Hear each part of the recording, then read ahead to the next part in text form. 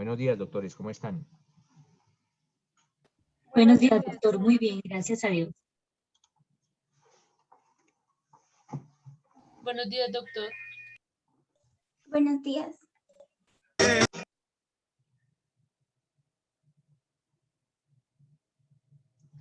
Bueno, mis doctores, lo primero, ¿cómo les fue con ese ejercicio, con ese trabajo que realizamos el día viernes? Ay, profe, yo creo que esa es la pregunta, ¿cómo nos fue? Sí, profe, eso queríamos preguntarle. Considera que bien. Bueno, Excelente. les soy sincero, yo no he tenido tiempo de leerlas. Me voy a poner, de hecho, entre hoy y mañana a leer los trabajos, pero básicamente quiero saber, doctores, si efectivamente, con base en la lectura, ustedes lograron determinar claramente cuáles son las diferencias inicialmente entre la coautoría y la complicidad. Partamos inicialmente de ese punto. La diferencia entre coautoría y complicidad. Después ya hablamos de la determinación, pero si leyendo la sentencia tenemos claro cuál es la diferencia entre cuando una persona participa como coautor o cuando eventualmente una persona participa en un delito como cómplice. Entonces, ¿qué quiero, mis doctores? Las personas que lo deseen me levantan la mano y les concedo el uso de la palabra, o yo aleatoriamente le pregunto a cualquiera de ustedes, o si alguno de ustedes quiere como socializarnos o indicarnos cuál es la diferencia, acorde con la sentencia, les repito, entre coautoría y complicidad. ¿Qué nos dice Juliet? Profe, buenos días. Pues bueno, profe, inicialmente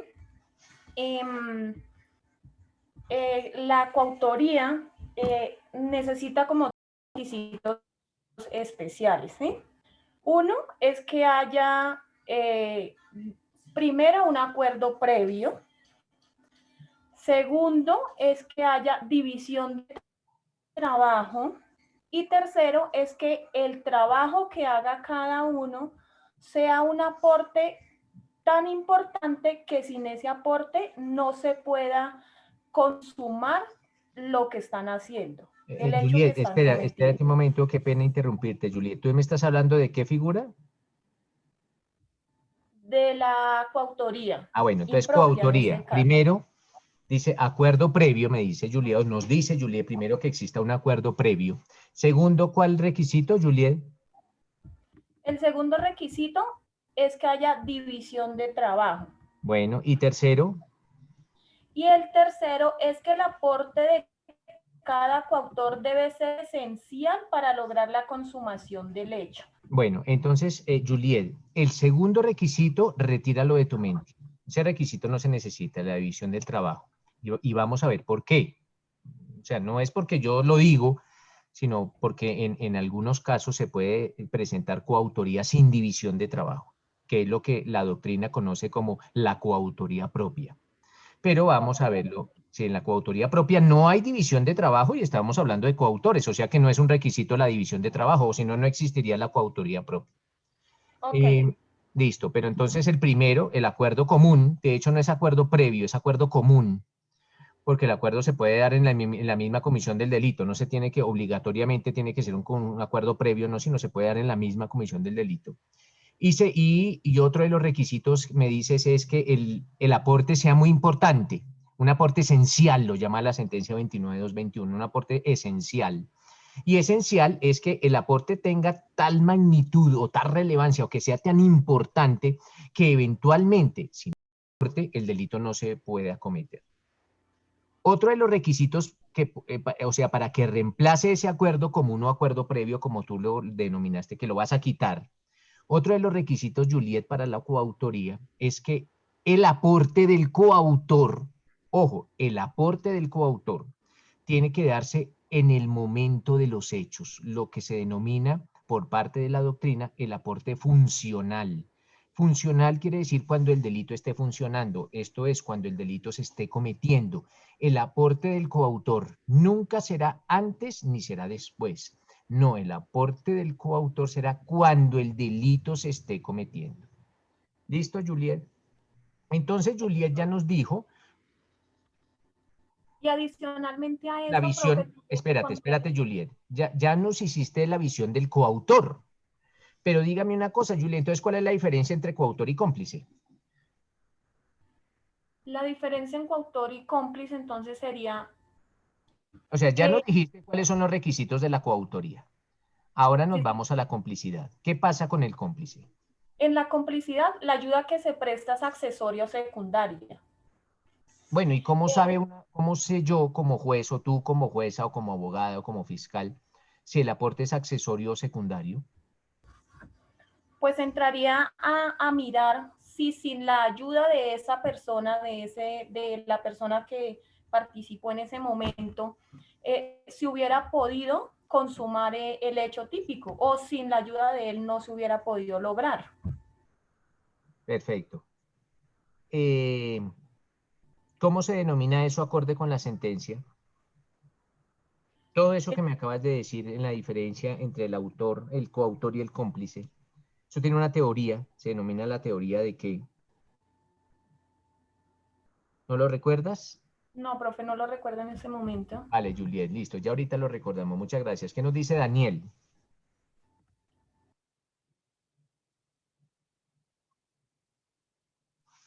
Profesor, leída la sentencia, sí, Préndame la cámara, Daniel, por favor. sí, leída la sentencia me llamó usted lo que usted está planteando, que para ser coautor la persona tiene que estar actuando, tiene que tener dominio, tiene que estar en el momento del acto. O sea, eso me llamó la atención, no accesoriamente como en el caso del cómplice. El cómplice es después de que los hechos se han dado. El cómplice Aunque actuará, Daniel, espéreme, Daniel, el cómplice también puede participar antes o durante. pero de acuerdo a lo que yo leí en la sentencia y de acuerdo al caso que se estaba tratando, esta señora la cogieron en el TAC, en el carro, precisamente con Claro, claro, unos... pero espéreme, Daniel, no, yo no estoy hablando de ese caso, sino que Correcto. el cómplice El- puede participar o antes, o durante, o después. pero su participación, Ese es como lo decía Juliet, es accesoria sí, o es secundaria. participación no tiene el control, no tiene el dominio del acto. Entonces esa persona está actuando después como para ayudar a la persona que ven, digamos, ya en salida del acto, a ayudarle a una colaboración, diría yo, que externa a los actos que han sucedido. Listo, Daniel, vale, gracias. ¿Qué nos Correcto, dice profesor. Juliana? Buenos días.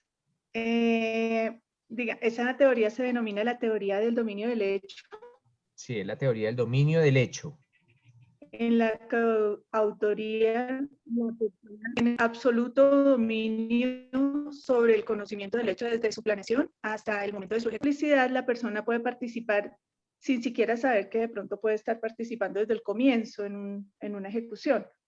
El cómplice puede participar al comienzo, su participación puede ser concomitante o puede ser al final. Digamos, en el caso, digamos, del tema de la sentencia, yo diría que la participación de la señora fue tener ese celular o los elementos que fueron robados en el momento del entonces, Listo. digamos que la coautoría requiere la participación esencial en la ejecución de la conducta.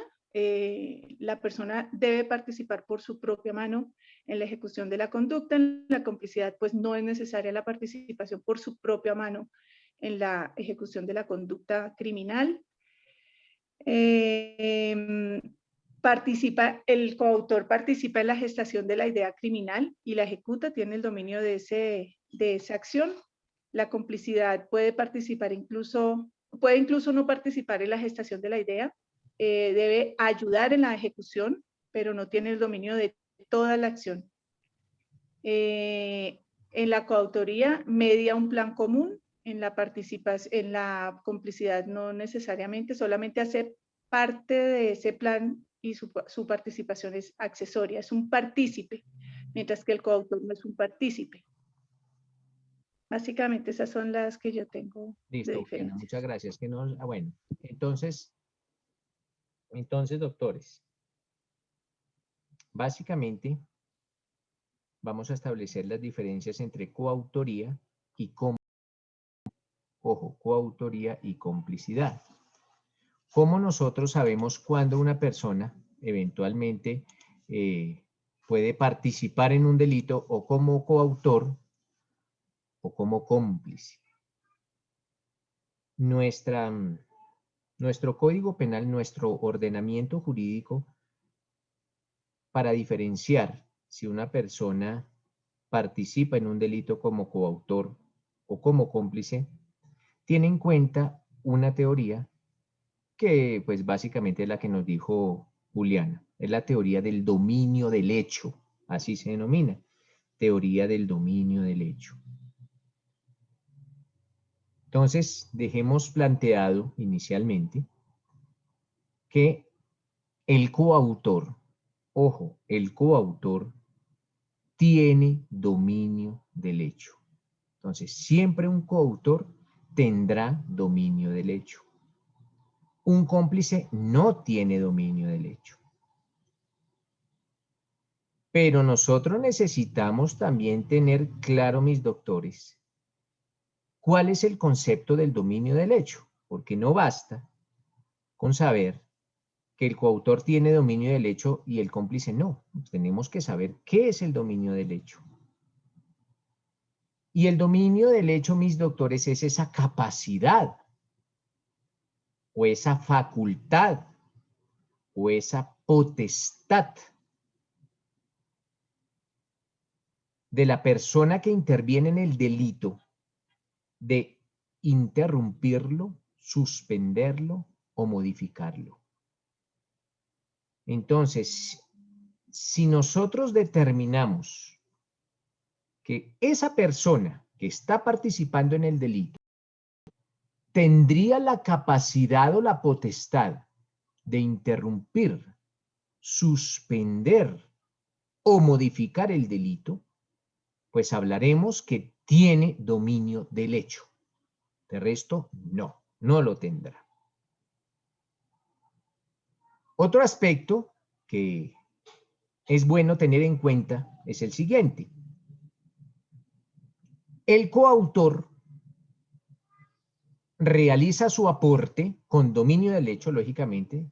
Siempre partamos de la base que el coautor tiene dominio del hecho, pero el coautor realiza su aporte cuando el delito se esté cometiendo.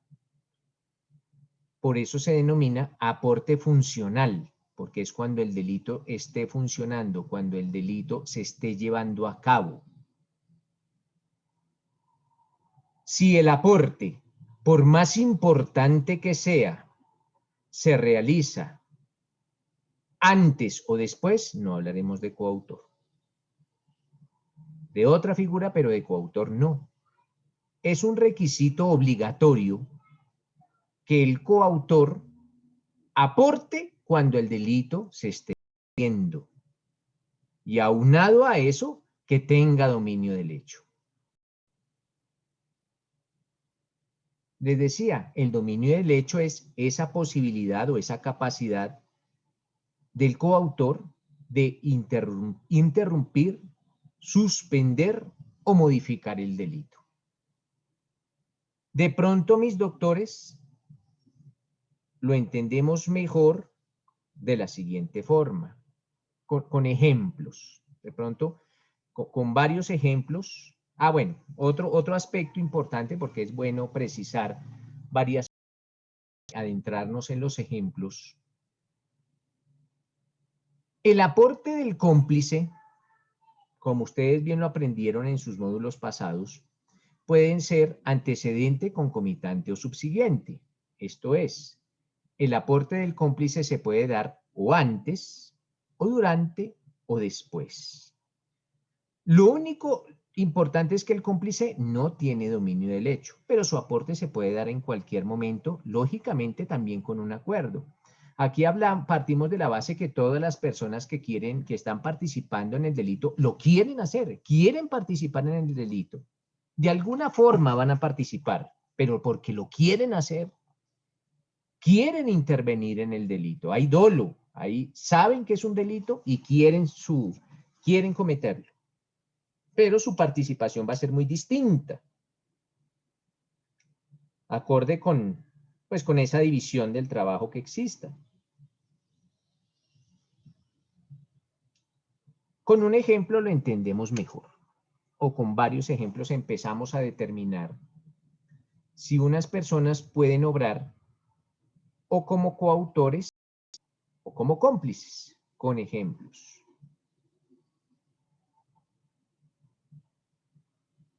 Para los ejemplos voy a necesitar pues de la participación de alguno de ustedes. ¿De quién? Pues de quienes yo escoja. Entonces voy a escoger para tal fin a la doctora Natalia Salazar. ¿Ella se encuentra en clase, Natalia? Natalia Salazar. Sí, señor, buenos días. Natalia, ¿cómo estás? Bien, sí, señor. Listo, Natalia. ¿Sí estaba parándole bolas al profesor o estaba por allá en otras cosas? No, sí, señor, sí estaba pendiente. Ah, bueno, perfecto.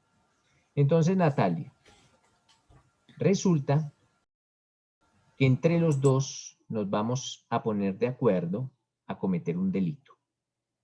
Entonces, Natalia y yo nos ponemos de acuerdo a cometer un delito. ¿Y qué delito vamos a cometer? El delito de homicidio. Básicamente, Natalia Salazar y Nelson Prieto se ponen de acuerdo para matar a un tercero. ¿Cuál es la materia que usted ve antes de esta, Natalia?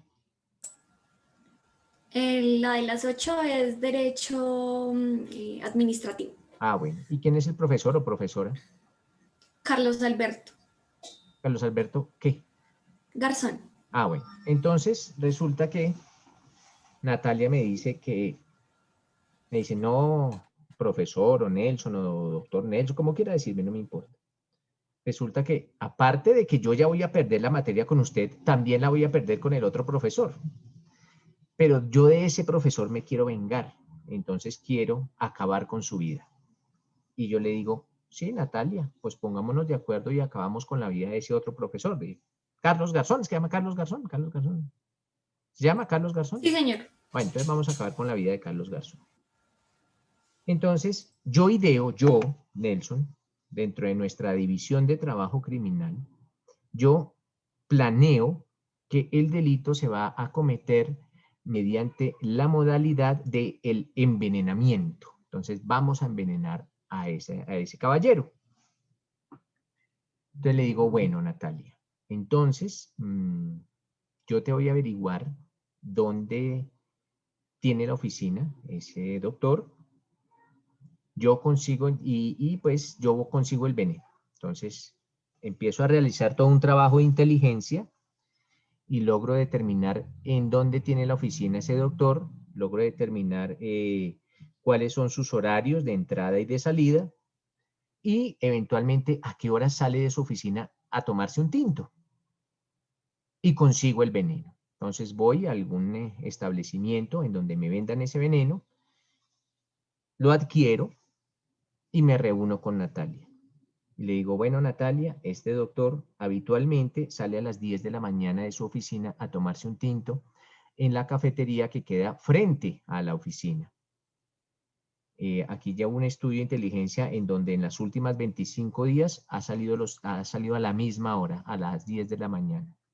Y toma, Natalia, aquí te doy el veneno. Tienes que suministrar ese veneno en esta cantidad que te doy en el tinto de la víctima y procurar que la víctima se tome todo el tinto. Ese delito, Natalia, como hoy es viernes, en un caso hipotético que fuera viernes, lo vas a cometer el lunes, la próxima semana, porque el sábado y el domingo ese doctor no va a su oficina. Perfecto. Así quedamos. El viernes le entrego el veneno y me voy. El lunes, o el martes, o el día que Natalia pueda, efectivamente acude a las 10 de la mañana y se encuentra con este abogado o con este profesor, lo invita a tomar tinto y una vez se encuentran en la cafetería y les han servido su tinto, ella procede a depositar ese veneno en el tinto del doctor y como consecuencia de la ingesta de ese tinto, pues el doctor muere. Y nos capturan a los dos, a Natalia y a Nelson. Natalia, no vamos a hablar de ti, vamos a hablar de mí. Yo en ese delito de homicidio, ¿soy cómplice o soy coautor? Bueno, yo creería que el docente, ¿Yo qué soy? sí, sería un coautor, porque, digamos, el hecho o la realización de la conducta, o sea, su aporte fue tan importante que sin su colaboración o sin su ayuda no se hubiera podido consumar digamos, el fino resultado del delito. Yo sería coautor por eso. ¿Listo, Sí, Nata? señor. Bueno, Nata. No te me vayas a ir de clase, Sí, señor. porque ahorita vamos a resolver ese casito.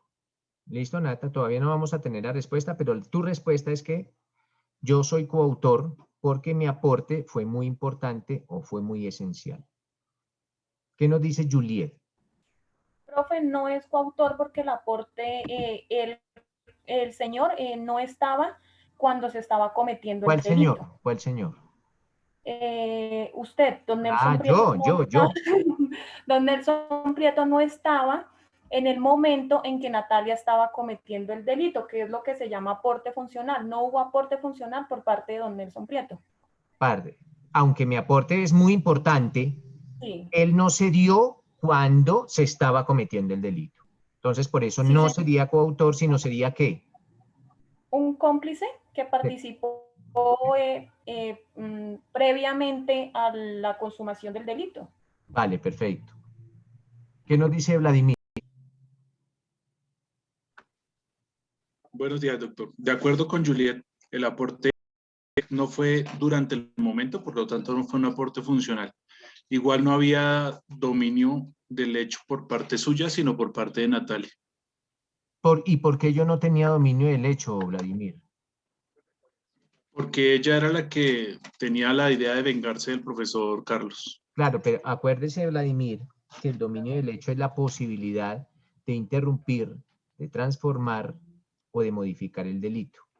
Venga, lo entendemos y no se me vaya, Vladimir, lo entendemos mejor con un ejemplo, el dominio del hecho y volvemos al primer ejemplo, al del envenenamiento. Si 3 personas se ponen de acuerdo para violar, o sea, 3 hombres, 3 caballeros se ponen de acuerdo para violar a una dama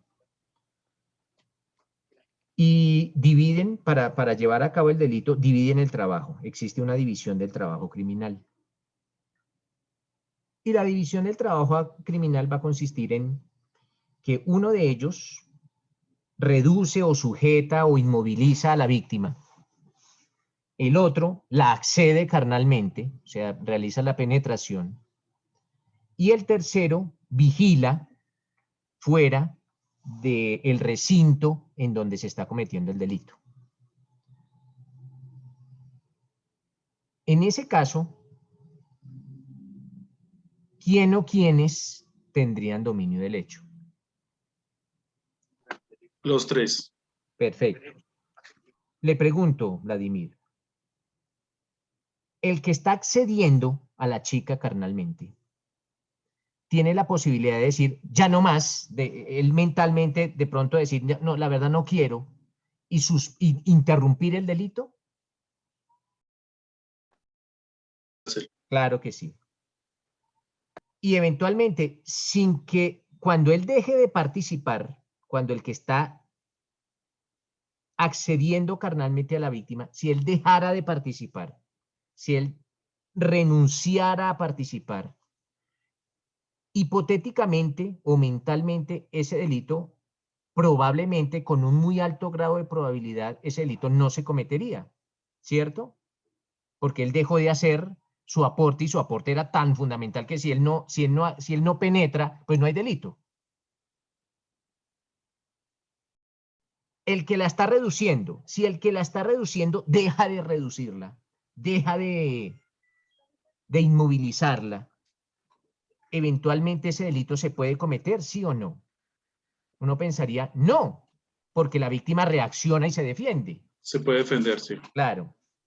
Pero si el que está vigilando deja de vigilar, ¿será que hay una alta probabilidad de que el delito aún se cometa? Sí. Claro, entonces, Vladimir, quiere decir esto, que el que está vigilando no tiene dominio del hecho. Los que tienen dominio del hecho son el que está reduciendo a la víctima y el que el que va a proceder a penetrarla. Pero miren que si ese tercero se fuese, pues eventualmente existiría una muy alta probabilidad que el delito se cometiera. Con ese mismo ejemplo, otro caso. De pronto el que la está accediendo o el que va a accederla, pensara, hombre, esta dama ya nos vio la cara, entonces toca es matarla. Y ya transforma el delito. Cuando yo hablo de transformar el delito es que ya no solo vamos a hablar de una violación, de una violación junto con un homicidio, o sea, lo transformó, ya le adicionó cosas. Él podría hacerlo, porque está ahí en ese momento. Lo mismo el que la está sujetando. El que la está sujetando puede decir, ahora matemos a esta vieja porque nos vio la cara. Y de hecho lo pueden hacer y lo hacen.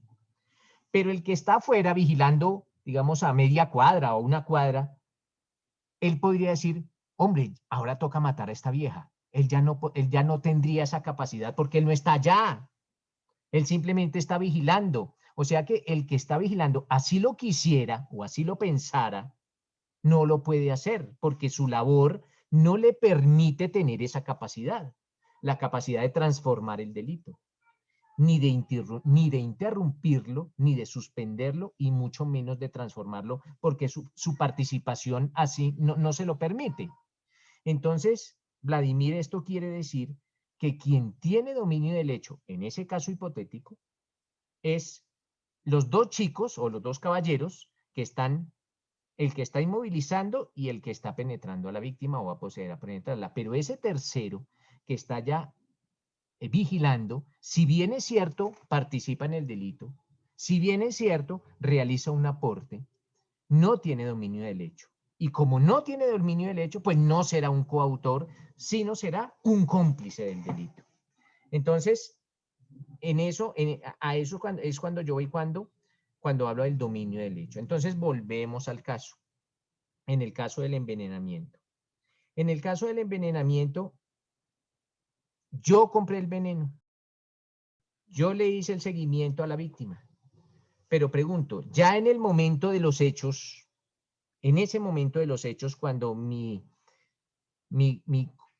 compañera de delito estaba cometiéndolo, yo tenía la posibilidad de suspenderlo, interrumpirlo o modificarlo. Pues conocía todo lo que podía suceder. Claro, lo conocía, pero tenía esa capacidad ya. Mire, nótese que en el caso hipotético, yo le di el veneno a la compañera de andanzas el viernes y no hice nada más. Y ella lo hizo o el lunes o el martes o cuando ella quiso. Yo ni siquiera supe cuándo lo hizo.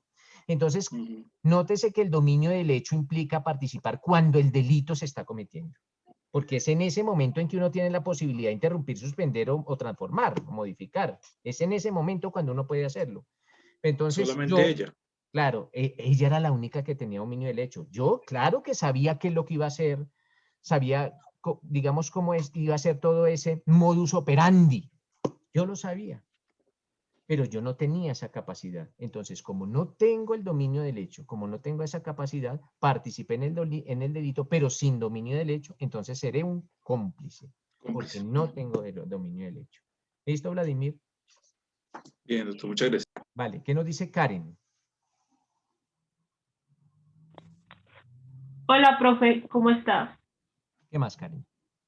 Profe, yo tengo una pregunta. Cuando el cómplice, digamos, si él tiene la posibilidad de llamar a las autoridades o avisarle a un tercero. Espéreme, Karen. El cómplice aporta al delito. Aporta al delito. Eso, ven, te pregunto. Karen, cuando lógicamente el cómplice tiene la posibilidad de llamar a la policía, porque él sabe lo que va a pasar.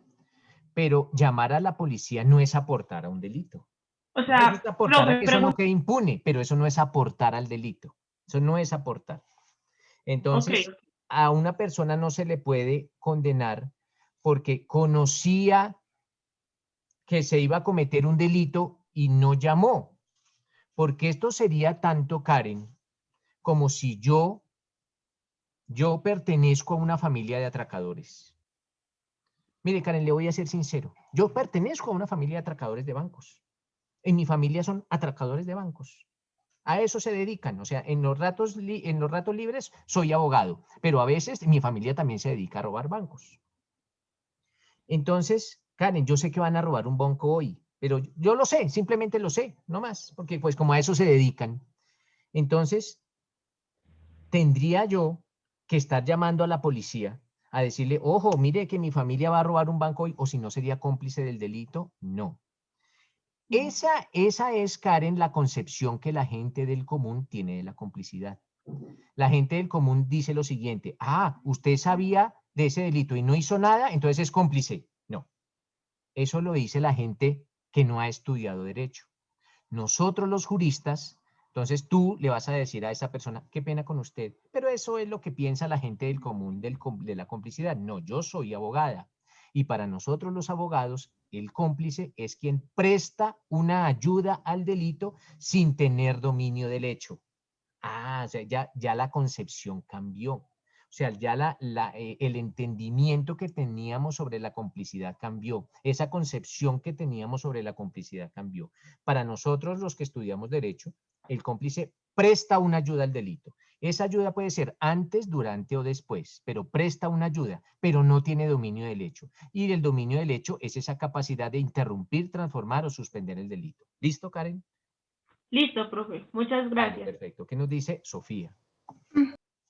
Profe, qué pena, es que me surgió una duda ahí, porque bueno, yo entiendo que el cómplice es el que ayuda y el autor es que aquí, en este caso específico en el que tú dices, me surge la duda porque el autor intelectual es el que planea y tú nos estás diciendo que tú le planeaste todo que ella pues lo pudiera hacer. Entonces ahí no sé si me confundí con autor intelectual y cómplice. Claro, pero ¿qué pasa?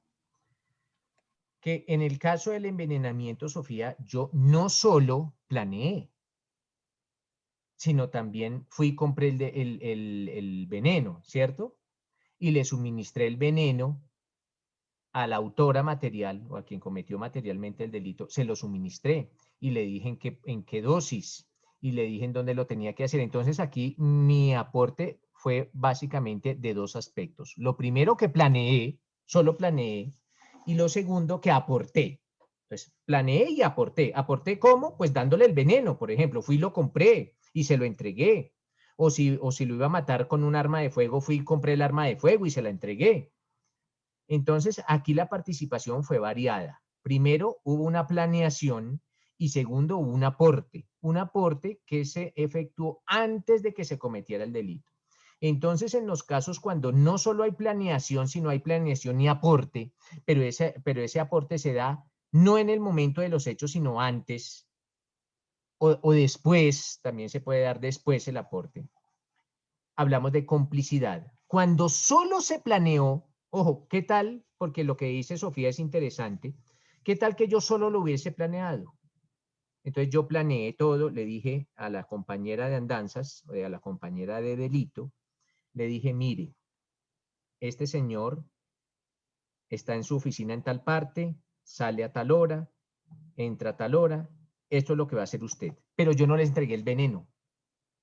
Fue mi compañera la que fue y compró el veneno. Pero todo obedecía a un plan preconcebido por mí. En ese caso, que yo no aporté sino el plan, solo aporté el plan, digamos, solo fui el que diseñó el plan, yo seré determinador. Pero como aquí, aparte de que planeé, aporté, como fue comprar el veneno y entregárselo, pues hablamos de complicidad. ¿Listo, Sofi? Ok, gracias, profe. Listo. ¿Qué nos dice Marcela? Buenos días, profe. Tengo una pregunta. En el ejemplo que usted colocó ahorita, que usted a veces es abogado, pero la familia se dedica a atracar bancos. Efectivamente, la mayoría tenemos la concepción de que eso sería complicidad.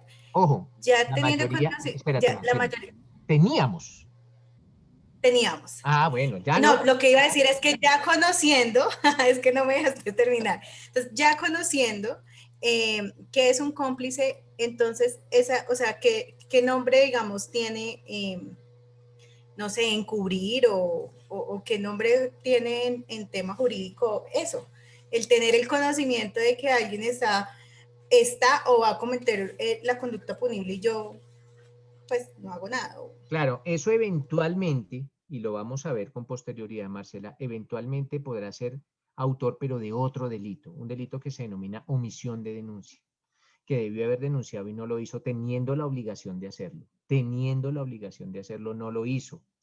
Pero no tendrá nada que ver con el delito que se está cometiendo. Por ahí me escribí alguien en el chat, pero si yo veo a alguien que lo mato y no digo nada, pues se da omisión de denuncia. Omisión de denuncia, pero en el homicidio no tendrá ninguna participación.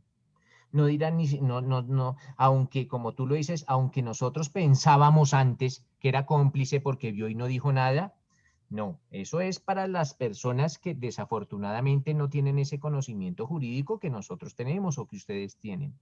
No, esa persona eventualmente, si tenía la obligación de denunciar, podrá ser procesado por el delito de omisión de denuncia, pero no por el delito de homicidio, ni como cómplice, ni como coautor, ni como determinador, ni como nada. Porque entonces esto también implicaría que si nosotros vivimos en un barrio en donde se comete, entonces todos los comerciantes de San Victorino que ven a diario cómo atracan a todas las personas que van allá a ver, entonces todos esos comerciantes que ven cómo atracan y no van a colocar denuncias, entonces también procesemos a todos esos comerciantes porque nunca interponen las denuncias, no. Para que, y después lo vamos a ver cuando estemos analizando profundamente el delito de omisión de denuncia, se tiene que tener el deber de hacer, el deber de denunciar. Y cuando yo escondo a una persona que claro, cometió... pero ojo, si tú la escondes, ya estás prestando una colaboración. Ya Ok. estás prestando una Es colaboración. que tiende uno como a Claro, confundir. esa es una colaboración, porque ya empiezas a tener una participación. Eso es como, Marcela, si usted y yo nos ponemos de acuerdo en lo siguiente. Entonces, Marcela, yo voy a robar una moto.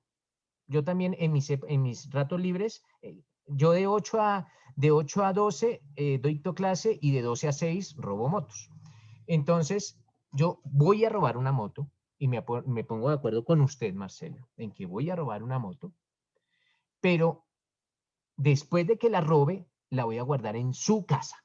Usted me va a prestar su casa para que yo guarde esa moto. Usted sabe que esa moto es robada porque ya nos pusimos de acuerdo. Ya hay un acuerdo en que existe una división. La división de trabajo consiste en que yo me robo la moto y que usted la esconde. Entonces, en ese caso, lo que está haciendo Marcela es un aporte al delito, un aporte posterior, lo que se denomina el aporte subsiguiente, lo denomina la doctrina, el aporte subsiguiente, pero que usted ya sabe que todo, mire con lo de la moto, y es una pregunta interesante lo que me dice, porque se pueden presentar muchos casos. Puede pasar lo siguiente, que antes del delito, o sea, yo le digo hoy a Marcela, Marcela, me voy a robar una moto esta tarde. Entonces, deme la dirección de su casa porque allá la voy a guardar. Y usted dice, listo, es conmigo. Ah, nótese que aquí hay un acuerdo.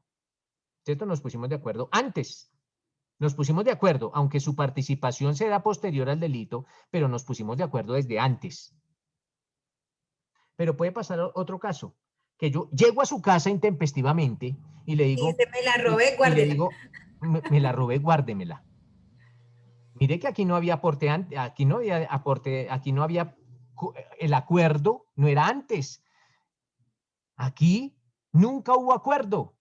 Simplemente llego y le digo a Marcela, me acabé de robar esta moto porque no me la guarda. Usted nunca sabía que yo me iba a robar motos, sino que la iba a guardar a su casa. Pero usted aún así dice, listo, guárdela. Ya usted será culpable de otro delito. Ya no tendrá participación en el hurto. Ya será otro delito que se denomina la receptación, que es adquirir o poseer cosas robadas. o cosas que provengan de bienes ilícitos. Pero mire cómo una sencillísima diferencia puede cambiar muchísimas cosas. En el primero nos habíamos puesto de acuerdo en que yo me robaba la moto y la guardaba en su casa. En la segunda, sino yo llegué intempestivamente a la casa y le dije, guárdeme esta moto. Entonces, ese acuerdo puede llegar a determinar si una persona participa en el hurto o no. ¿Listo? Listo, Marcela. ¿Qué nos dice Emperatriz? Buenos días, doctor. Qué pena, me acabo de confundir. Usted dijo que en el caso de que solamente planeara sería determinador, y tengo entendido que determinador es el que hace surgir la idea en la persona para que lleve a cabo la conducta punible. Lo que pasa, Esa- Emperatriz, es que el Sí. determinador en nuestro actual ordenamiento jurídico, el determinador y el autor intelectual son exactamente lo mismo. Ah, caray, no lo sabía, gracias. El determinador y el autor intelectual son exactamente lo mismo. De hecho, la palabra autor intelectual no existe, porque nosotros partimos de la base que el autor tiene dominio del hecho. El autor tiene dominio del hecho. Ya sabemos que es ese dominio del hecho, pero nótese que si yo diseño todo un plan para cometer un delito, yo soy el que diseña todo el plan, pero otros lo ejecutan. Son otros los que lo ejecutan. Yo no participo. Yo lo único que hago es diseñar el plan, no más. Otros lo ejecutan. Son otros. Según la teoría del dominio del hecho, el coautor es el que tiene la posibilidad de interrumpir, transformar o suspender el delito. Y según la teoría de Roxino, la teoría finalista del derecho penal, tal como lo consagra la sentencia 29.221, el coautor, su participación se da en el momento en que el delito se está cometiendo, antes ni después. Nótese que cuando yo diseño el plan, mi participación se está dando es antes del delito. Yo estoy diseñando hasta ahora el plan, pero el día en que se está cometiendo el delito, mi participación ya pasó, porque el plan ya había quedado diseñado con anterioridad. Entonces, por eso ni siquiera podríamos hablar que esta persona es una coautora de ese delito, no, porque sabemos que para ser coautor, el aporte se tiene que dar cuando se esté cometiendo el delito, junto con el dominio. No solo eso, sino junto con el dominio del hecho. Se tienen que presentar estos dos requisitos inexorablemente. ¿Listo, Emperatriz? Mil gracias, doctor. ¿Qué nos dice Emerson? Profe, disculpe ser de pronto insistente con el tema y es de pronto lo mismo que dijo Emperatriz, en el sentido de que en la sentencia yo encuentro que definen autor intelectual como aquel que idea el itinerario de una conducta punible y se liga en relaciones de acuerdo común, división de trabajo e importancia de aportes, que es muy diferente al determinador, que él no se liga ni en división de trabajo ni en la importancia de aporte. Claro, lo que pasa, ¿Emerson es el que me está hablando? Sí, señor. Lo que pasa, hombre, Emerson, es que esa sentencia, aunque muchos de los conceptos que plasma la sentencia tienen cabida hoy en día, esta sentencia salió más o menos por allá en el año 2009, del 2009 a la fecha, ya la diferencia entre el determinador y el autor intelectual quedó zanjada. En el 2009, esa era la postura que reinaba, o esa era la postura que imperaba, que existía un ligamen entre el autor intelectual que no existía con el determinador. Pero del 2009 a la fecha ya se tendrán como sinónimos. De hecho, eso no pasó en el 2009, sino en varias sentencias, de pronto las busco y se las envío al WhatsApp, del 2015 a la fecha. Ya del 2015 a la fecha, la línea jurisprudencial o la postura de la Corte Suprema de Justicia es asimilar la participación del determinador al autor intelectual igual, ¿por qué? Porque no existe el dominio del hecho. Entonces ellos ya toman como fundamento es el dominio del hecho y dicen que como en ninguno de los dos, ni en la autoridad intelectual, ni en el determinador, existe dominio del hecho, siempre se tendrá en cuenta como determinador. Y con base en otro aspecto, Emerson, que nuestro artículo 30 del Código Penal dice que uno puede participar el 29 y el 30 o como coautor, o como determinador, o como cómplice, o como interviniente. Nunca cita al autor intelectual. O sea que esto quiere decir que el autor intelectual salió de nuestro ordenamiento, pero tiene que entrar como algo. Entonces ya lo asimilan a un determinador. O sea, la autoría intelectual no está consagrada en nuestro Código Penal. Porque se dice, ¿es autor o es coautor? Coautor es el que tiene el dominio del hecho. Y uno dice, bueno, pero es que el autor intelectual no tiene dominio del hecho, porque él simplemente hizo el plan. Entonces, si no es coautor, entonces, ¿qué es? Entonces no podría decir, no, no es nada porque la ley no consagra la autoría intelectual. Entonces ya la Corte Suprema dijo, no, como tampoco podemos sacarlo porque no puedo, entonces eso sería como dejar sin ninguna responsabilidad a los autores, a lo que se denominaba antiguamente autores intelectuales. Entonces ahora lo asimilan con el determinado. Es básicamente por eso, Emerson. Profe, al asimilarlo el determinador con el autor intelectual, se quita la que se ligue en relaciones de acuerdo común. Claro que sí. Quedaría el hombre, la persona que influyó nomás en el comportamiento. Exacto. Influyó como, uno puede influir de 1000 maneras y dentro de esas 1000 maneras está diseñar el plan. Y solamente hasta ahí, pero no Sí, tiene que ver absolutamente nada con la división de trabajo o con el aporte. Sí, no porque no tiene dominio del hecho, simplemente no tiene dominio del hecho. Claro que realizó un aporte, claro, pues su aporte fue diseñar el plan, pero nótese, Emerson, que su participación no se da cuando se estaba cometiendo el delito, se dio antes. Es que ahí es donde diseñar el plan, yo lo tomo mucho en el caso de Santofinio. Él no diseñó ningún plan, él simplemente influyó en la mente del otro, supuestamente influyó en la mente de un supercriminal para cometer un delito.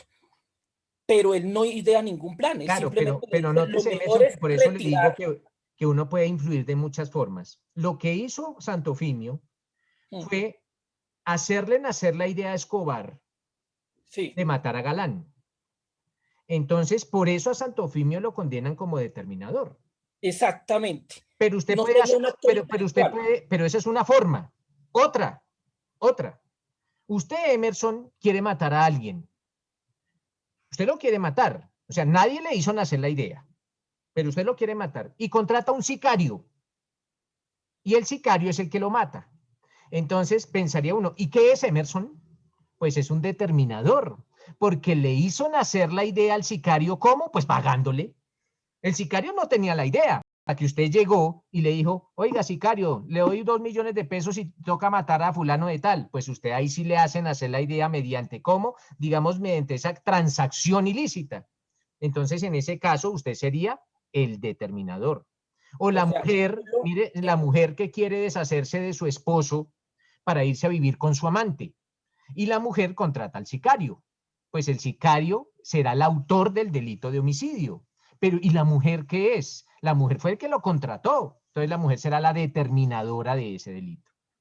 Y dar datos, o sea, pongámosle, además de que le nací la idea al sicario, pero y le dije, está en tal lado, a tal hora se encuentra en tal lado y ahí lo puede matar. Eso solamente me genera es mayor... Sí, esos son conductas que hacen que nazca de una mejor forma la idea, pero es que todavía,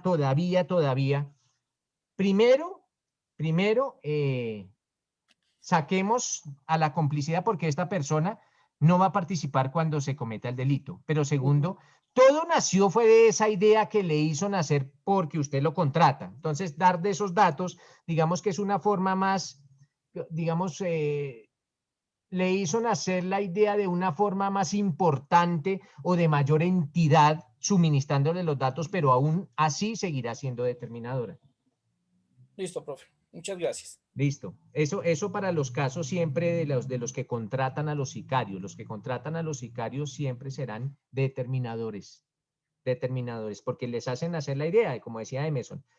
Uno le puede hacer nacer la idea al otro de muchas formas, o contratándolo, o empezándole a dar consejos, sino que es que el típico del que empieza a decirle, oiga, y empieza a aconsejarlo y a inducirlo, y no, también se puede decir, miren, otro caso, ustedes de pronto tienen su vehículo,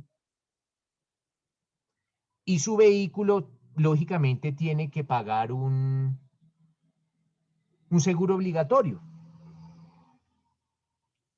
Y llegado el día, hoy, se vence el seguro obligatorio y ustedes no tienen el dinero para adquirir un nuevo seguro obligatorio o para renovarlo, pero se van a un sitio en donde falsifican esos documentos y le pagan a un falsificador para que realice un seguro obligatorio o un documento de seguro obligatorio falso.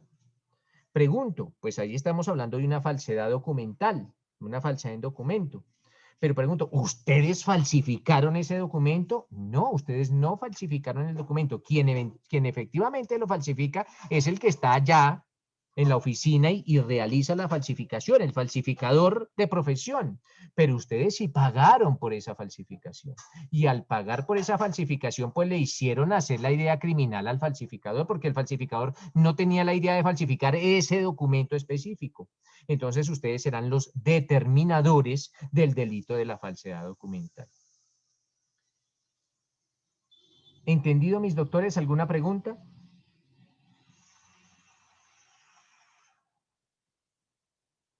Bueno, entonces ya efectuadas esas precisiones, ya teniendo claro, teniendo claras las concepciones de determinador, de cómplice o de coautor, les voy a poner un ejemplo y ustedes me lo indicarán. Esto ya antes de entrar a la 29221 de lleno. Les voy a poner un ejemplo. Yo soy el gerente de un banco en mi pueblo. Entonces, doctores, yo soy el gerente del Banco Agrario, más específicamente, en un pueblo que se llama Genesano, que queda en el departamento de Boyacá. Yo soy el gerente de ese banco. Como gerente del banco, como cabeza principal del banco, tengo un conocimiento. ¿Y cuál es ese conocimiento? El conocimiento es el siguiente. Yo sé que el carro que transporta valores, el carro de la transportadora de valores, ese carro llega a mi oficina todos los viernes y recoge el dinero que se ha recaudado durante toda la semana. Entonces, todos los viernes llega el carro de transportador de valores y se lleva el dinero que se logró recaudar durante toda esa semana en mi sucursal. Yo conozco esa información por cuanto soy el gerente del banco. No solo yo, también los demás empleados del banco y información casi que de dominio público. Resulta, mis doctores, que hoy viernes me llaman de la oficina de la transportadora de valores. Hoy me llaman y me dicen, señor gerente, resulta que el carro se averió y no puede pasar hoy. No puede pasar hoy por cuanto está averiado. Entonces, el día que va a pasar es el lunes. Perfecto. Digo, bueno, listo, no hay ningún problema. El lunes los espero. Ese día, yo salgo de mi labor, salgo de ejercer mis labores como gerente hacia las 4 de la tarde. Y me reúno con unos amigos a departir alguna bebida. Yo sé que estos amigos se dedican a robar. Allá en la ingesta de bebidas les digo lo siguiente. Muchachos, resulta que el carro transportador de valores iba a pasar hoy. Pero como el carro se dañó, va a pasar hasta el lunes. Y en la caja fuerte del banco hay 2.000 millones de pesos. Les digo. Entonces, miren muchachos, Hoy viernes, eso pasó a los viernes como a las 10 de la noche, cuando estábamos en esa ingesta de bebidas, les digo, tomen muchachos, les voy a entregar las llaves de la oficina, como soy el gerente tengo las llaves, les voy a entregar las llaves de la oficina y les voy a entregar las claves de las cajas fuertes, para que ustedes, cuando quieran, miren, tienen todo el sábado y tienen todo el domingo para entrar al banco con estas llaves que les estoy entregando y digitar las claves que desactivan las alarmas y que abren las cajas fuertes. Y se hurtan esos 2.000 millones de pesos. Y efectivamente, y yo me voy para mi casa, pero efectivamente el resto de la banda entra el día domingo, esto pasó el viernes cuando les entregué toda la información, pero el día domingo entra el resto de la banda. ¿Sabes que yo les entregué? Digitan para desactivar las alarmas que yo les di. Digitan las claves para abrir las cajas fuertes que yo les entregué, se roban los 2.000 millones de pesos y huyen. Pregunto, ¿qué participación tiene en ese hurto el gerente del banco? Ojo, el gerente del banco. ¿Qué nos dice Juliet? Complicidad previa, profe, porque aunque fue importante el aporte, no estuvo durante la consumación del delito. Claro. Viene la siguiente pregunta con Juliet. Juliet, ¿fue importante el aporte? Sí, señor. ¿Qué tan importante? Supremamente importante. Nótese que él les da las llaves, les da las claves, les da tanto las claves para desactivar las alarmas como las claves para abrir las cajas fuertes. O sea, él era, mejor dicho, él era, el aporte de él es súper recontra importante. Llaves y claves les entrega. Llaves y claves. Pero nótese, Juliet, ¿usted tiene un código a la mano ahí, Juliet?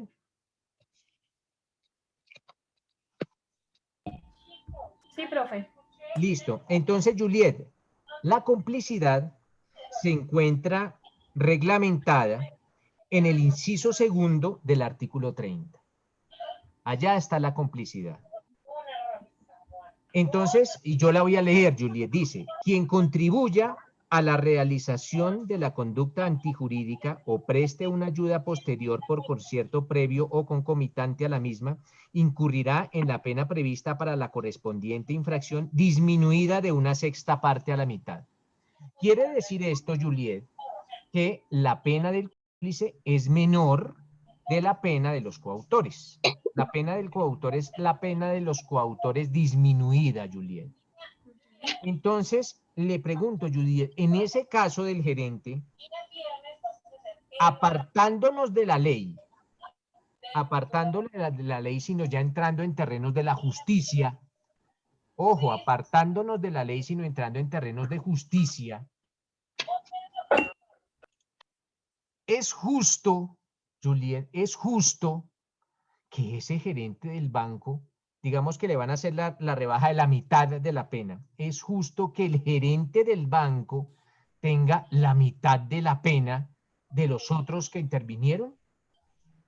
No sería justo porque él fue el que dio las llaves y las claves para poder abrir las O sea, cajas. no es justo que, por ejemplo, a los que entraron les impongan 20 años de prisión y a este gerente que se puso a entregarle las llaves, que les dijo cuánto dinero había, que les entrega las claves, les impongan solo 10. Lo que dice Julie es cierto, no es justo. Pero nótese que la ley, ahí es donde todos nosotros vemos que en ocasiones la ley no es justa. En ese caso, la ley no es justa. Y lo que dice Julie es cierto. Claro que estamos hablando de un cómplice que prestó una ayuda anterior, porque la ayuda de él fue el viernes y el delito se cometió el domingo. Pero miren lo que hace este señor, por favor. Este señor es el gerente de un banco y les entrega las llaves a los ladrones y les entrega las claves y les entrega todo. Prácticamente les abrió todo el camino para que cometieran el delito. Y aún así va a tener una pena menor, porque la ley lo dice y nosotros nos tenemos que ceñir a lo que dice la ley. Entonces, no solo para Juliet, sino para todos, es que en ocasiones, mis doctores, la ley no es justa. Y lo que busca la ley es eso, ser justa, pero a veces no lo es. A veces no lo es, como en ese caso hipotético. ¿Alguna pregunta, mis doctores?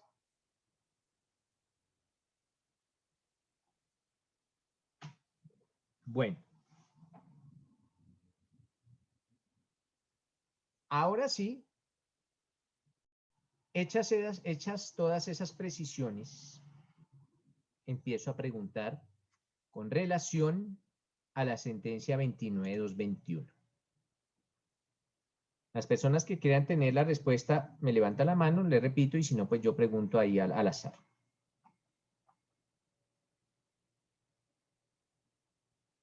Primera pregunta con relación a esa sentencia.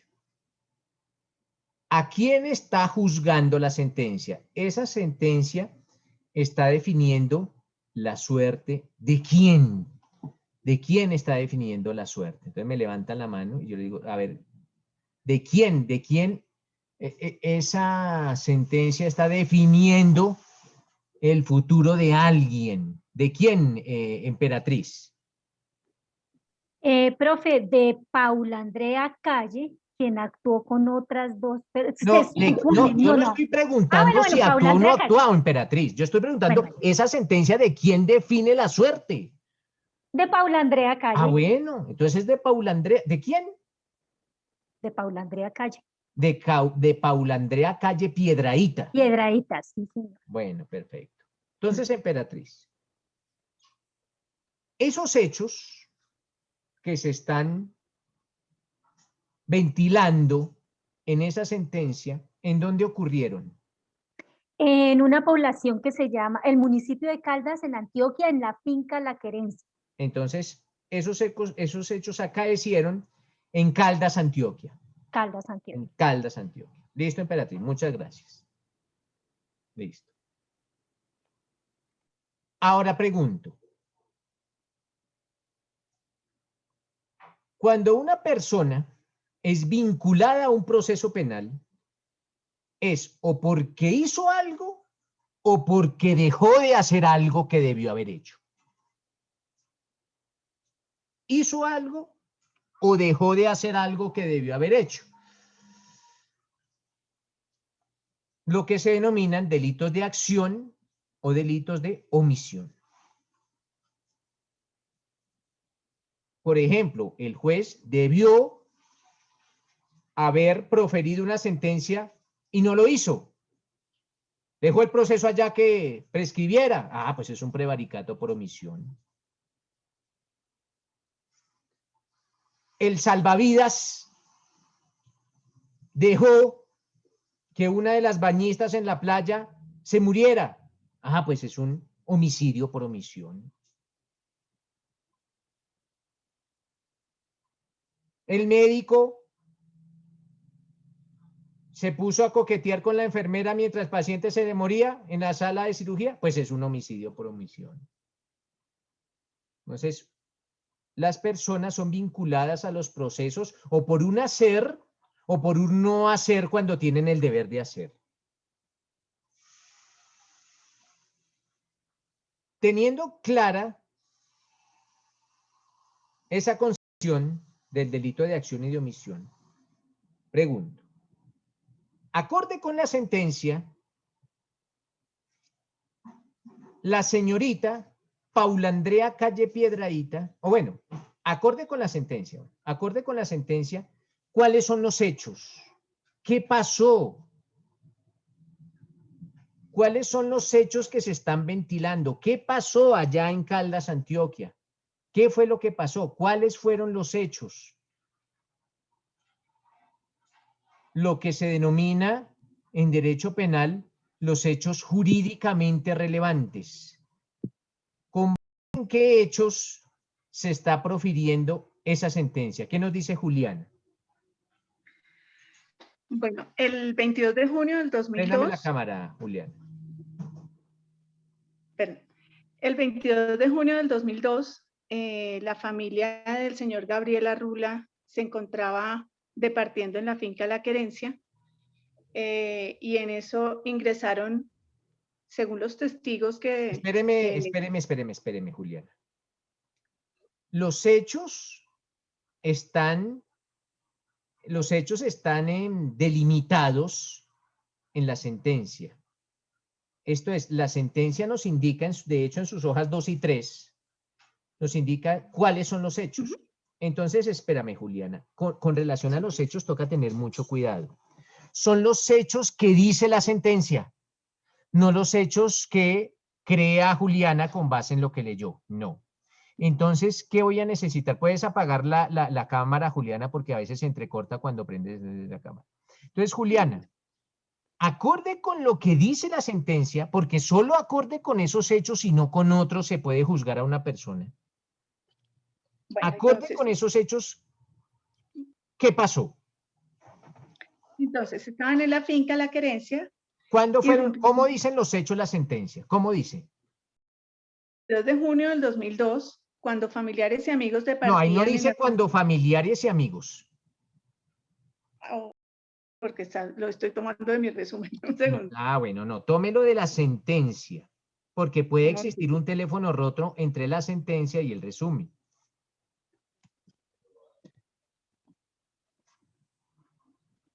Un segundo. Tranquila, Julián.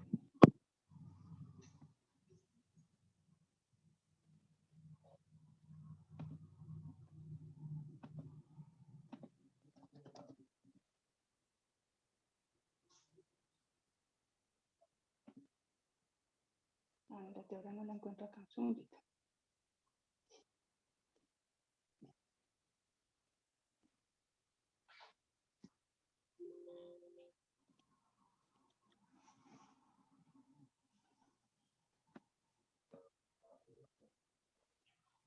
No, no me deja abrir la sentencia. Bueno, ¿quién le porque colabora a Juliana con la lectura de los hechos?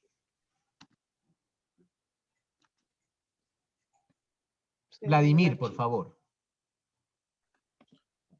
Doctor, si quiere, pues el resumen que yo hice No, también. la lectura de los hechos que dice la sentencia, no sus resúmenes. Por eso les digo que puede existir un teléfono roto entre su resumen y lo que dice la sentencia. Igual son 2 hojitas. ¿Qué dice la sentencia sobre los hechos? Profe, si quiere la leo que la tengo acá. A ver, Juliet, por favor. Dice, el 22 de junio del 2002, en momentos en que familiares y amigos, en cantidad de 17 personas, departían en la finca La Querencia, de propiedad del señor Gabriel Arrubla García, ubicada en la zona rural del municipio de Caldas, irrumpieron varios sujetos que intimidaron a los presentes con armas de fuego, habiéndoles anunciado que se trataba de un secuestro extorsivo dirigido al señor Arrubla, tras lo cual los despojaron de sus tarjetas débito y de crédito, celulares, las llaves de sus carros y los confinaron en 3 habitaciones en donde les advirtieron que debían permanecer bajo la amenaza de que se activarían unas cargas explosivas que harían detonación al momento de abrir las puertas. Como entre los presentes no se hallaba el propietario del inmueble, los miembros del grupo delincuencial obligaron a su hijo a que llamaran a su padre para que viniera al predio, lo cual aconteció.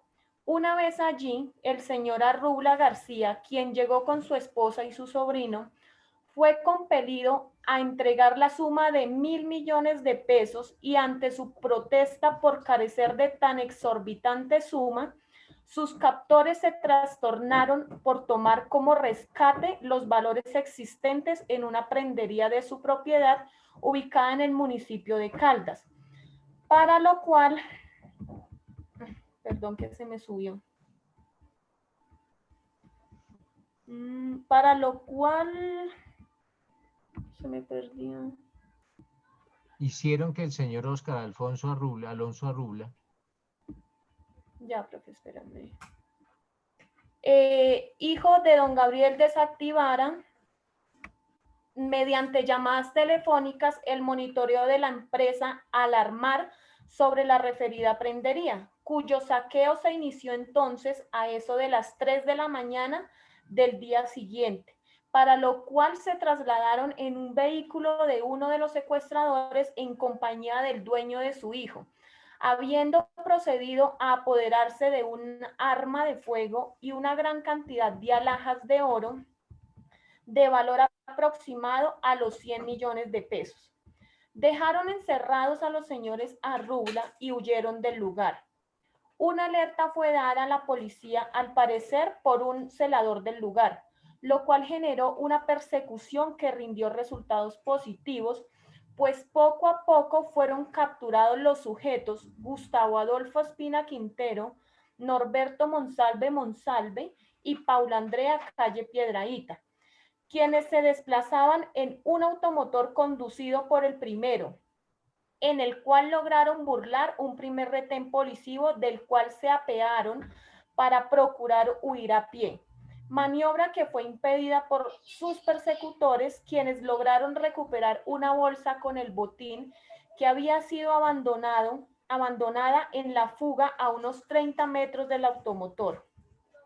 Lo mismo que decomisar, entre otros elementos, 2 proveedores con 32 cartuchos calibre 7.62 y una tarjeta inteligente Conavi a nombre del señor Gabriel Arrubla, la cual hallaron en poder del señor Monsalve, así como 2 teléfonos celulares que hallaron en poder de la dama retenida, a uno de los cuales en ese momento le entró una llamada que fue realizada desde otro similar que había sido hurtado a una de las personas retenidas en la finca.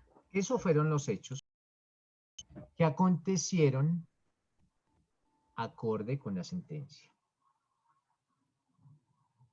Les pregunto, estos malhechores,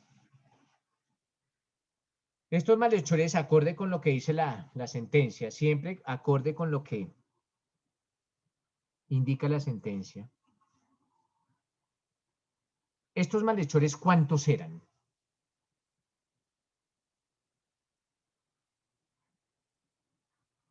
¿Qué nos dice Emperatriz? Profe, indeterminados. Muy bien, Llamas- Emperatriz, muy bien. Eso quiere decir que usted no leyó la sentencia. No, porque la profe, sentencia profe. dice en cantidad. No, Sí, sí, tienes profe, toda la es que razón, tienes toda la iba a razón. decirle, más adelante No, explican espérate, los no, tienes testigos. toda la razón, tienes Sí. toda la razón. Segunda pregunta, Emperatriz. Bueno, ¿Cuántas eran las personas que estaban en la finca? 17. Listo. Tercera pregunta. ¿Estos malhechores iban a secuestrar a quién? Al señor Germán Arrubla, Que era el dueño de la finca. que era el dueño de la finca, pero pues habían más personas, así Sí, que porque había como una reunión allá en esa finca. estaban Pero departiendo. entonces, cuando los malhechores llegan, ¿encuentran a la víctima? No lo encuentran, así No que lo encontraron. utilizan al hijo. encontraron. Exacto. No lo encontraron. Iban por el secuestrado, el que iban a Germán secuestrar, pero no lo encontraron. No lo No. encontraron. Pero hicieron que él fuera. Sí, por Hicieron medio que del él hijo, fuera. Claro, con entonces una le dicen al llamada. hijo, llame a su papá, porque a su papá lo vamos a secuestrar. ¿Cierto? Y llega, el señor Arrubla llega. Con su esposa y el sobrino. Sí, y llega y le dicen, bueno, 1.000 millones. Y Arrubla dice que no tiene tanta plata. Entonces dice, entonces vámonos para su prendería que queda en el municipio de Caldas. Bueno, queda en ese mismo municipio. Se van para la prendería que queda, digamos, en el pueblo. Sí. Allá se van para la prendería. ¿Y quiénes se van para la prendería? Se van los secuestradores. No junto- todos. ¿O No, todos? no todos, no todos.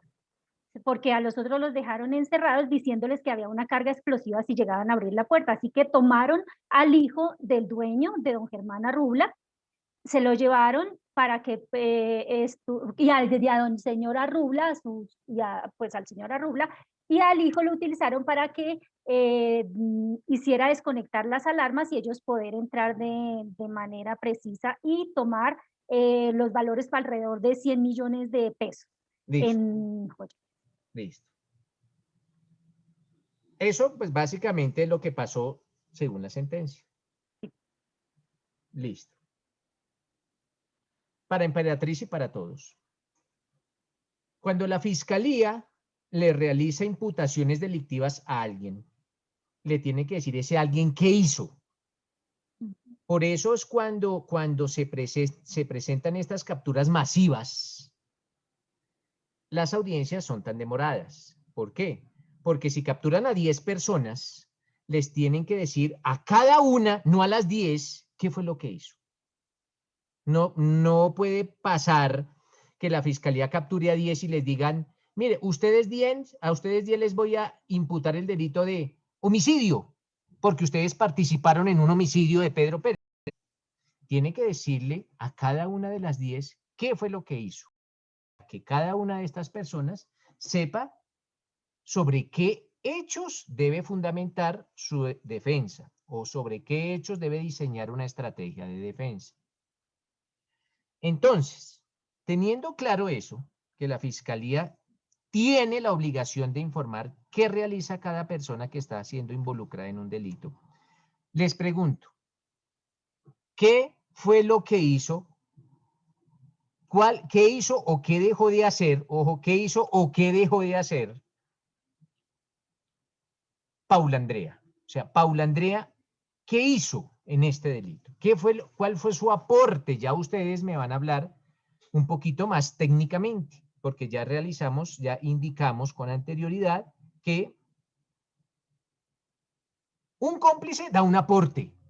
Un coautor también da un aporte. La única diferencia, o una de las diferencias, es que el coautor tiene dominio del hecho y el cómplice no lo tiene. Pero Paula Andrea Calle Piedradita, ¿qué hizo? ¿Qué es lo que ella hace? ¿Qué nos dice Juliet? Profe, de hecho a ella nunca le pudieron... No, yo no le estoy diciendo si le pudieron o no le pudieron. Yo simplemente estoy preguntando, ¿qué hizo Juliet? ¿Qué hizo Paula Andrea, Juliet? Préndame la cámara, Juliet. ¿Qué hizo Paula Andrea? Lo único que ella hizo fue que tenía 2 celulares, uno de los cuales era robado y 2, pues que estaba en compañía del señor Gustavo Adolfo, que fue uno de los... Ella estaba con Gustavo y estaba con Norberto. Sí, señor. Y ellos los encontraron por allá con el botín. O con parte del botín. Pero tú me dices, Juliet, que Paula Andrea tenía unos celulares. ¿Tú leíste toda la sentencia, Juliet? Sí, señor. ¿Paula Andrea tenía algún vínculo con alguno de estos malandros? Era la novia del señor Gustavo Adolfo. Ah, o sea que Paula tenía un novio de mostrar. Era el novio, el típico novio, era el típico de Gustavo, la novia de Gustavo. O sea, Gustavo y Paula eran novios. Y Paula tenía celulares. Y Sí, preciso le entró una llamada de un celular que también había sido robado. Eso es lo que dicen los hechos.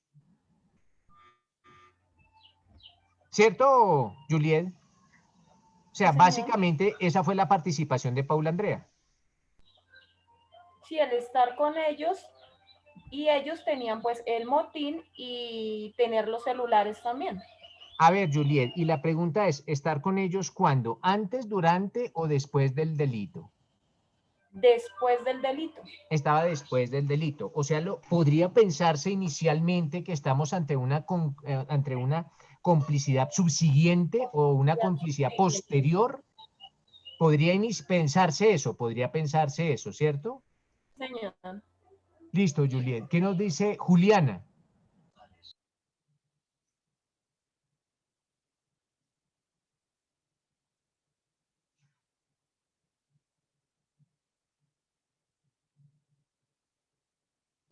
Qué pena, no podía abrir el micrófono.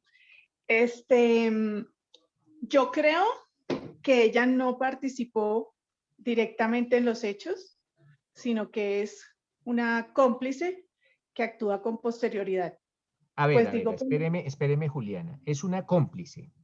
Siempre partamos de la base, Juliana, siempre, que un cómplice, al igual que un coautor, participa en un delito, pero no tiene dominio del hecho. Y así como usted lo indica, el cómplice puede prestar su ayuda antes, durante o después. En este caso, según lo que usted me dice, ella presta una ayuda posterior, o sea, después de que se cometió el delito. Sí. Listo, Juliana. Dígame una cosa, ¿y cuál fue la ayuda de ella al delito? ¿Cuál fue su participación o su aporte? ¿Cuál fue? Su aporte posterior. Tú me dices que es posterior, listo, posterior, perfecto. Pero ¿cuál fue su aporte? Bueno, a ver, en lo que yo leí, yo la verdad creo que ni siquiera fue cómplice, sino que más bien es un tema de receptación, porque a ella realmente la cogen con unos teléfonos robados. O sea, no. O sea que ella no participó en el delito. No, en mi opinión no. O sea, no, entonces, ¿pero por qué la condena la Corte a 20 años? De hecho, venga, le pregunto, Juliana. El juzgado de primera instancia, cuando conoce el caso de Paula Andrea. La condena. El juzgado de primera instancia, dígame, ¿cómo me dice, Juliana? En primera instancia la condena por el secuestro y por el hurto. No, eso no es cierto, Juliana, eso no es cierto. Ay, entonces no entendí. No, no lo leyó bien, o sea, o no. El primer juzgado que llega a ese caso, de primera instancia, el juzgado en que se define su situación por primera vez. ¿Qué pasa? Alguien que le ayude a Juliana. ¿Qué nos dice Emperatriz? ¿Qué pasó con el primer juzgado? Emperatriz. Ya estoy abriendo la cámara. Profe, primero la pregunta, bueno, voy a decir lo de la... No, primero se dijo que coautores. El primero de los juzgados que conoce del proceso de Paula Andrea, ¿qué hace con ella? Pues la acusan de secuestro No, yo no estoy extorsivo preguntando por qué agravado. la acusan, sino el juez en el juicio, ¿qué hace con ese proceso? Primero que todo, profe, espere, yo le digo lo que entendí. A ella, primero le han tomado, se sabe que ella estuvo haciendo llamadas antes. Ese juzgado, y durante... espéreme, ese juzgado, el proceso donde se adelanta el juicio, lo llevó el juzgado tercero penal del circuito especializado de Medellín. O sea, el tercero penal del circuito especializado de Medellín, lo dice el numeral tercero de la sinopsis fáctica, o el relato de los antecedentes procesales. El numeral tercero dice que ese proceso lo llevó el juzgado tercero penal del circuito especializado de Medellín. Ese juzgado declaró una nulidad. Al secuestro, al delito de secuestro, porque solo participó en concurso sucesivo homogéneo y heterogéneo con hurto calificado y agravado, tráfico y fabricación por armas. ¿Qué hizo ese juzgado con ella? Lo dice el numeral cuarto. La declara inocente. Absolvió y le reducen la pena a la mitad, a 20. Emperatriz, la absuelven. Sí, la pero perdón, es que yo tengo ahí una confusión porque ella el 9 de julio... Esto se me vuelve como el Congreso y esto se me vuelve una guachapita. Me levanta la mano, por favor, antes de hablar. Yo soy el uso de la palabra y les concedo el uso de la palabra cuando ustedes me levanten la mano y se los otorgo. Antes no, porque esto se vuelve una indisciplina. Entonces, el primer juzgado que tiene este proceso, el de Medellín, el juzgado especializado de Medellín, la absuelve. Y allá lo dice el numeral cuarto del relato de devenir procesal, dice, celebrada la audiencia pública, el 10 de noviembre de 2006, absolvió a Paula Andrea Calle Piedrahíta y a Gustavo Adolfo Ospina Quintero de todos los delitos.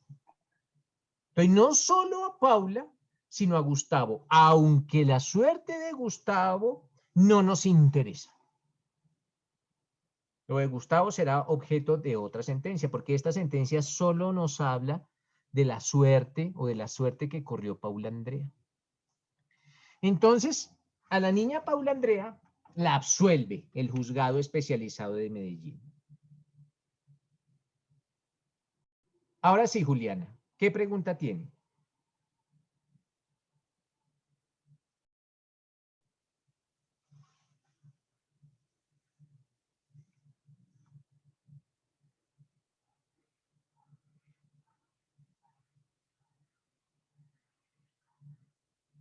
Bueno, se nos fue Julián. Entonces, mis doctores, a Paula Andrea la absuelven, lo que se denomina la absuelven en primera instancia. A ella la absuelven en primera instancia y esa sentencia absolutoria la apelan. ¿Quién la apela? Es la pregunta. ¿Quién apeló esa sentencia? Esta sentencia que absolvió no solo a Paula Andrea, sino al otro muchacho, la absuelven, a ella las absuelven, y esa sentencia la apelan. Marcela, ¿quién apela esa sentencia? Hola, profe, ¿me escucha? Sí, perfectamente.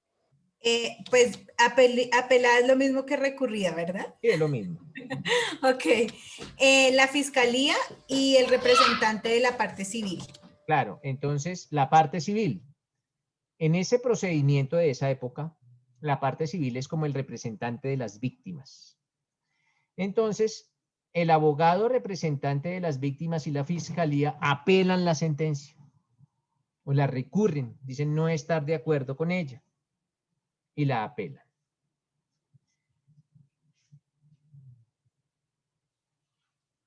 ¿Cómo la apelan? El proceso va a donde el superior del juez. Y el superior del juez es el Tribunal Superior de Medellín. Entonces, el proceso va a donde el tribunal, a esos magistraditos, donde los magistraditos. Y estos magistraditos del Tribunal Superior de Medellín, ¿qué hacen? ¿Respondo? Sí, Marcela, porque usted es la única que tiene la mano levantada. Ok, profe. Entonces, lo que hace el Tribunal Superior de Medellín es revoca esa absolución que en primera instancia había otorgado, por decirlo así, el juzgado. Y en su lugar lo que hace es condenar a Gustavo, creo que se llamaba, a Paula, como coautores de los delitos de secuestro extorsivo. Claro, ¿y a cuánto la condenan los magistraditos? A 40 años, profe. Entonces, los magistraditos dicen, no, ella no es inocente, ella es culpable. Sobre todo, centrémonos en Paula Andrea porque nos interesa es lo de Paula Andrea. Entonces dicen, no, los magistraditos dicen, no, ella no es inocente, sino es culpable y la condenan a la pena, a la pequeña pena de 40 años de prisión. Correcto, sí, señor. ¿Y a 10,000 salarios? Listo, y a una multa. Y a la multa, sí, señor. Y entonces, ¿quién interpone el recurso extraordinario de casación? El apoderado de la señora Paula. Es el defensor de Paula. El defensor de Paula dice, no, yo no estoy de acuerdo con esta sentencia y voy a interponer un recurso que se denomina el recurso extraordinario de casación. Listo. Y los magistraditos de la Corte Suprema de Justicia, ¿qué dicen? Pues, profe, digamos que lo primero que ellos hacen, pues es el tema de las consideraciones. ¿Qué resuelven? Después de hablar todas esas pajarillas que hablan en la 29.221, ¿qué resuelven ellos? Entonces, lo que ellos resuelven es, bueno, primero determinar, pues, que ella no fue coautora, sino cómplice. Perdón por el ruido del fondo. Tranquila. Y lo que hacen es la pena inicial que había indicado el tribunal, ellos, como el delito es por complicidad, Se hacen una rebaja en la pena de 40 a 20. De la mitad, de 20 años, y lo mismo sucede con la inhabilidad en temas de funciones públicas y la multa. Perfecto. Entonces, nótese qué pasó en este proceso, sobre todo con Paula. Paula la absuelven, apela a la Fiscalía de las Víctimas, el tribunal la condena a 40 años, revoca la absolución y la condenan a 40 años, el defensor interpone el recurso extraordinario de casación y la Corte dice, no, esta niña no era coautora, sino es cómplice, y como el cómplice tiene una pena menor, entonces le rebaja la pena a la mitad, y en lo que atañe a la presión, entonces ya no son 40, sino son 20. Y las otras penas también se rebajan. Listo. Ahora le pregunto a Marcela, ¿por qué la Corte dice que ella es cómplice? Nosotros ya sabemos que el cómplice es el que hace algún aporte al delito, ya sea antes, durante o después, pero no tiene dominio del hecho. Entonces, ¿cuál es ese aporte? Según la Corte, que realiza Paula Andrea para tenerla en cuenta como cómplice? Profe, pues el aporte que ella hizo fue, pues lo que yo entendí, pues el tema de llevar los celulares, porque pues realmente ella, y según los testimonios que la misma corte, digamos que a lo último de la sentencia describió, ella no estuvo al inicio cuando llegaron a hacer el tema del secuestro de esto, sino que realmente ella apareció, por decirlo así, en la escena, fue cuando los cogieron y en el tema de los celulares. A ella la capturan con su novio. Pues aparentemente con unos celulares. no. Fue lo que dijo el apoderado. Sí, pero y con unos celulares. No, eso dicen los hechos, y con unos celulares, y preciso, cuando la habían capturado, entra una llamada a uno de los celulares que portaba Paula Andrea y ese celular también era robado. Ese fue el aporte de ella. Pregunto. ¿Eso es aportar al delito de secuestro y hurto calificado y agravado? ¿Eso es aportar al delito? ¿Eso es aportar al delito? ¿Qué me dice Valeria? Buenos días, profe. Prende la cámara, Profe, Valeria. pues lo que-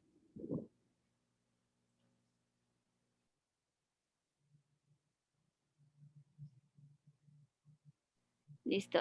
Según lo que tenía entendido, a ella se considera cómplice porque uno de los vecinos cuentan que vieron una mujer andando en un Mazda por los lados de la finca.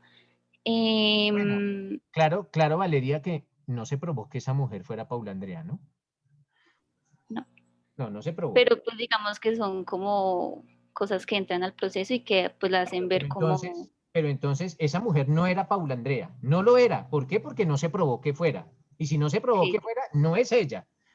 Entonces, si no fuera Paula Andrea, espérame Valeria, si no fuera Paula Andrea la que hubiese sido capturada, sino la mamá de Norberto o de Gustavo, ¿también no hubieran condenado a la mamá por cómplice? No. ¿Y por qué entonces a la mamá no y a Paula Andrea sí? No, lo que pasa es que esa es como una de las razones, pero en sí, según lo que entendí, es que al momento, cuando se llevaron a Oscar y al papá, que es Gabriel, y los dejaron encerrados en la prendería, ellos llaman el hijo, Oscar, llama a la policía. Al momento en que está llamando a la policía, entra una llamada y él la contesta. Cuando él la contesta, la voz de una mujer y dice, si le robaron el oro, y cuelgan. Entonces, luego en la finca... Espérame, Valeria. Eso dice la sentencia y me alegra que tengas claros los hechos. Pero la pregunta es, Valeria, ¿y eso es aportar al delito? No, espérame y termino ya. Luego hay otra llamada que es en la finca, donde la contesta la esposa del señor Gabriel y también habla una mujer y dice, ya los liberaron. Entonces, ¿qué pasa?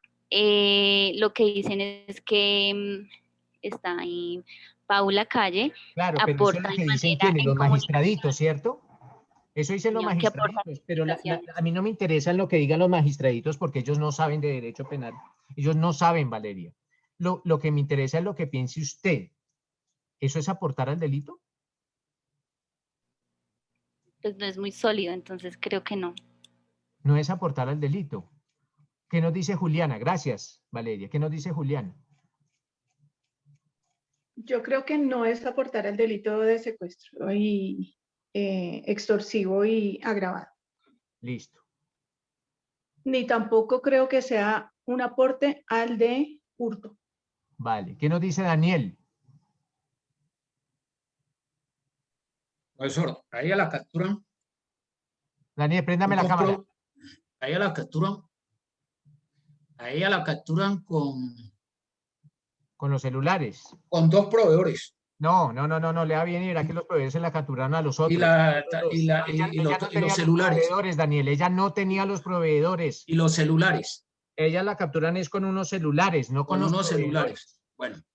Pues allá la capturan yo creo que la condenan porque la cogen en compañía de la persona que tiene el dominio del delito. No sabemos quién tenía el dominio del hecho. A ella la capturan con una persona que tenía el botín, que tenía parte del botín. Que tenía parte del botín. Y yo creo que la condenan porque hace parte del grupo, a pesar de que ella no tenía el dominio del delito. ¿Quién dice que ella sea parte del grupo? Eso es lo que cree el juez, pero no lo que las pruebas indican. Ojo que una condena se tiene que basar es en lo que digan las pruebas, no en lo que crea el juez. Pero las pruebas indican que a ella la capturan con dos personas. Las pruebas del tribunal. No, son las mismas pruebas, son las mismas pruebas. El proceso siempre tendrá las mismas pruebas. Las pruebas indican que a esta persona la capturan junto con dos personas, con otros dos hombres que tienen unos proveedores que tenían parte del botín, pero ella lo único que estaba era en compañía de ellos, ojo, en compañía de ellos, después de haberse cometido el delito y con unos celulares robados. Con unos celulares robados. A donde yo vi lo siguiente, Daniel. A ella la capturan con Gustavo y con Norberto. ¿Qué hubiese pasado si uno de ellos, Gustavo o Norberto, cualquiera de los dos, después de cometer el delito, recoge a su mamá y le entrega esos celulares y capturan a la mamá con esos celulares? ¿Eso es cómplice del secuestro y del hurto? Pero es que ella... Es que aquí lo que necesitamos es... Ojo, partamos de la base que el cómplice da un aporte, presta un aporte. Entonces, por eso la pregunta que me surge es, ¿cuál fue el aporte de Paula Andrea? No con qué la capturan, eso lo tenemos claro, que la capturan con unos celulares. Pero entonces, pensemos es, ¿qué aportó ella al delito? ¿Qué hizo ella? ¿Tener esos celulares es aportar al delito? Pues yo creo que ella, con esos celulares, ella recibe una llamada. Claro, pero es que usted es muy sabio en sus palabras. Yo creo, pero es que a mí no me interesa lo que usted crea, sino lo que ella recibió una llamada, profesor. pruebas. Ella recibió una llamada. Claro, pero eso es aportar.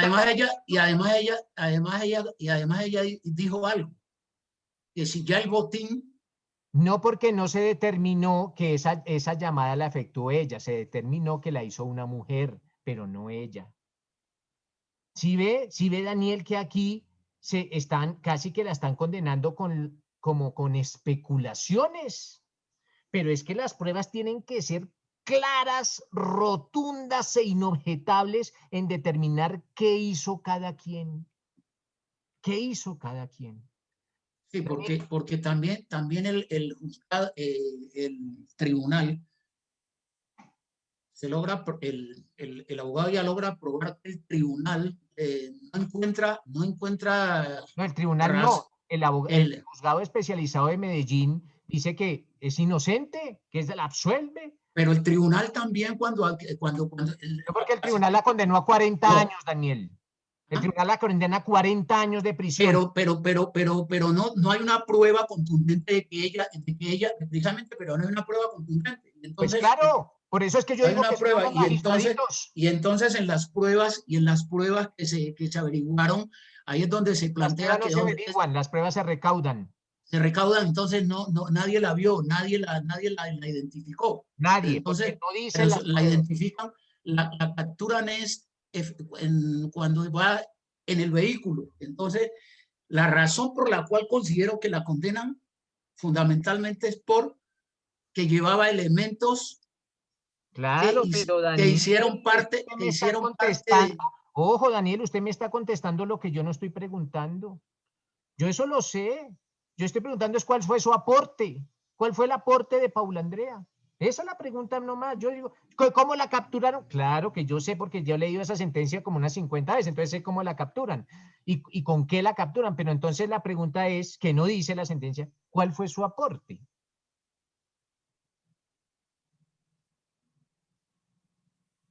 ¿Qué nos dice William Merchan?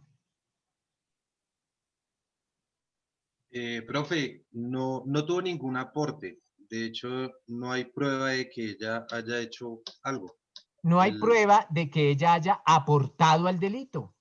El defensor menciona el principio del indubio pro reo porque no hay porque hay duda de que ella haya cometido algún delito. Simplemente estaba en el lugar equivocado con el novio equivocado. Exacto. Valeria.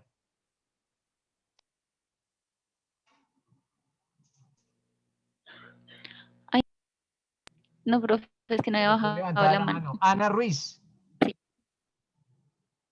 Profe, lo que dice mi compañero William Merchan, no había prueba. Lo que dicen es que ella, o sea, que se da la condena por la pretensión de confundir a los investigadores, sus intentos de camuflarse entre otras personas, pasar desapercibida. Lo que en sí lo que dicen es de que ella tuvo una contribución posterior a la fase ejecutiva de las conductas punibles. Claro, Ana, pero mira que como la Corte dice que lo que tú dices, que ella trató de ocultarse, pero eso no es prestar ninguna ayuda al delito. Eso no es prestar ninguna ayuda al delito, porque no dice que ella trató de ocultarle el botín y que no, nada de eso. Dice que ella se oculta y era más que lógico, porque si usted, Ana, anda en compañía de un tipo que es un delincuente y ve la policía, usted también busca ocultarse. Usted también, eso es algo más que natural, pero ella no está prestando ninguna ayuda al delito. Eso es lo, de pronto eso podrá ser otro delito, pero al delito de secuestro y al delito de hurto, ¿qué nos dice Emerson? Gracias, Ana. Profe, le puedo decir, lo que pasa es que, a ver, la Corte lo sintetiza, digámoslo, en 2 párrafos especiales acá. Dice, su presencia acompañada de aquellos en momentos en que desarrollan huida, además de las malas justificaciones y cambios de versión en la pretensión de confundir a los investigadores acerca del por qué ella iba con ellos, como sus intentos de camuflarse entre otras personas para pasar desapercibida y ajena, son aptitudes que la ubican dentro de los ámbitos de conocimiento de lo que había sucedido. Ella, al momento de su aprehensión, llevaba 2 celulares, uno de propiedad de Carlos Rondán. A partir de estos elementos de juicio, se puede afirmar que estaba prestando una contribución posterior a la fase ejecutiva de las conductas punibles, consistente en ayudarles con concierto previo a eludir la acción de la autoridad y colaborarles en el aseguramiento de la bolsa con el oro. Sí, con el oro. ¿Qué pasó? Que la Corte no está diciendo absolutamente nada en ese acápite que nos lee Emerson, porque ahí no nos está diciendo cuál fue su aporte. Ahí está diciendo es que la encontraron con los malandros, que dijo malas cosas, que se contradijo cuando le preguntaron y que intentó engañar a los investigadores y entonces por eso la voy a condenar. Pero no está diciendo cuál fue su aporte. Les voy a decir lo siguiente, doctores. Cuando yo leí esa sentencia por primera vez, yo le pregunté, de hecho, quien me la puso a leer fue quien la escribió. No el magistrado ponente, sino quien la escribió, que es un magistrado auxiliar, Germán Pavón se llama. Yo le dije, oiga, Germán, pero ustedes se la fumaron verde. Esta niña, el juez que resultó sabio jurídicamente fue el de primera instancia, ni el tribunal, porque el tribunal aún más bestia, porque el tribunal la condena es que como coautora a 40 años de prisión, o sea, pensando en que tenía que dominio del hecho, coautora y a 40 años, unas bestias esos del tribunal. Y otras bestias los de la Corte Suprema que dicen que es cómplice cuando ni siquiera están diciendo cuál fue el aporte de la cómplice. Quien toma la decisión acertada es el juez de primera instancia, el juez especializado de Medellín. Esto quiere decir, mis doctores, que aquí el sabio fue el juez, no los magistraditos, por eso les digo magistraditos. Le digo eso al magistrado que la escribió. Y el magistrado me dice, usted tiene toda la razón. Lo mismo, ese magistrado que redactó la sentencia, cuando lee esos hechos dice, a esta muchacha toca absolverla. Pero el magistrado, el doctor Jessy Ramírez, dice, a esta muchacha toca condenarla por algo porque ella tiene algo que ver. Y así no se maneja la justicia en Colombia. Se maneja es con base en lo que digan las pruebas, no lo que le diga una corazonada o su sexto sentido al juez. No, es lo que digan las pruebas. Y las pruebas indican o que no se logró demostrar, porque yo no estoy diciendo que no se logró demostrar que esta niña hubiese tenido participación en ese delito. Esta sentencia es muy bonita por 2 cosas, doctores. Primero, porque nos enseña cómo define la Corte los modos de participación. Y segundo, porque nos enseña que la Corte toma unas decisiones excesivamente locas en ocasiones y juega con la libertad de una persona, en este caso 20 años de prisión. Como esta decisión es completamente errada, es una decisión equivocada, es una decisión que no es ajustada al derecho y no es ajustada a las pruebas. Como la Corte se equivoca en este caso, y se equivoca garrafalmente y se equivoca con dolo, porque nos dice qué es una cómplice, qué es una coautora, y después nos dice que ella es cómplice cuando no se probó ninguna forma de participación o ninguna colaboración en este delito. Las preguntas para las personas que quedan aquí con la mano levantada, sino que ya se acaba la clase, dejémosla para mañana. Mañana iniciamos con unidad punitiva, pero empezamos con unidad punitiva, pero antes vamos a resolver las dudas. Entonces, por favor, anótenlas, ténganlas ahí en el tintero y mañana las resolvemos. Doctores, espero que haya sido de provecho esta clase y que mañana nos vemos. Les agradezco mucho por su tiempo, por su asistencia y ya mañana nos vemos a las 10 de la mañana. Les deseo un feliz resto del día, doctor. Excelente, profesor. Muchas gracias. Excelente, profe. Gracias. Cualquiera desea un defensor como el profe. Un defensor. Gracias. Mañana vamos a ver ¿cuál era? Acoso sexual. Sí, también. Todo eso está bien, pero mañana empezamos con unidad punitiva, ya después abordamos el acoso sexual. Ok, gracias, profe. Vale, listo.